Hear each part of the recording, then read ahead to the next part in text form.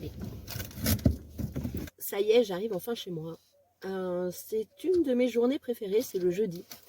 Alors pour ceux qui ne me connaissent pas, je fais l'instruction en famille avec mes deux enfants de 8 et 5 ans et demi. Et le jeudi, c'est ma journée off.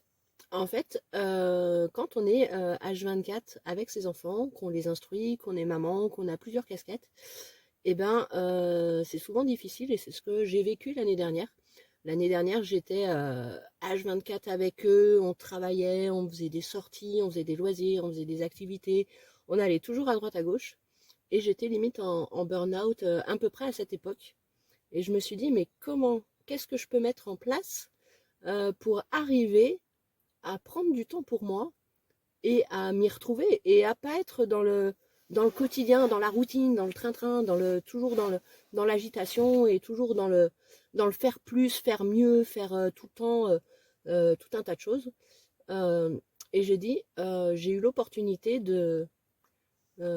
d'avoir quelqu'un qui me les garde une fois par semaine. Alors une fois par semaine, quand on est maman solo, c'est vraiment la bouée de sauvetage.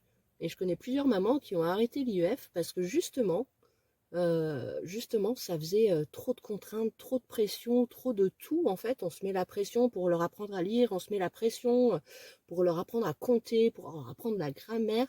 Et à côté de ça, on doit être des mamans hyper bienveillantes, hyper positives, hyper disponibles, hyper tout.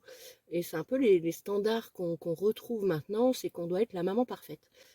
Sauf que la maman parfaite, en fait, elle n'existe pas. Et il faut surtout pas qu'elle existe quelque part. On est des êtres humains et si on montre pas cette facette-là à nos enfants, qu'on n'est pas juste parfait, qu'on est juste des êtres humains normaux et qu'on a besoin aussi d'un temps pour soi et d'un temps euh, pour se reconnecter vraiment, et ben je pense que c'est essentiel et je pense qu'on va droit dans le mur en fait si on pense ça et si on veut introduire ça chez nos enfants. Euh, voilà, c'était ma petite vidéo du jour, tout simplement. Voilà, bonne semaine à tous.